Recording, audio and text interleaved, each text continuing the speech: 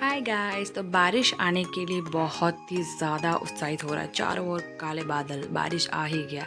अभी अरबी के पत्ते क्यों दिखा रही हूँ, वेट एंड वॉच गाइस। तो अरबी के पत्ते के साथ मैंने वाटरमेलन का बीज डाला था, जो कि इतना लंबा वेल हो गया और इसमें फ्लावर भी आ गया है। 4-5 फ्लावर आए हैं। देखते हैं कौन सा बचता है, क्योंकि बारिश भी जोरदार आ रही थी। तो सोचा क्यों ना भजिया बनाए। तो आलू हमने काट दिया था, बेसन का घोल रेडी था, तेल भी हमने हाई स्पीड पे चढ़ा के गर्म कर दिया था। फिर सारे भजिए हमने तल दिए, मिर्ची के और आलू के, और हमने इंजॉय किया। Okay bye.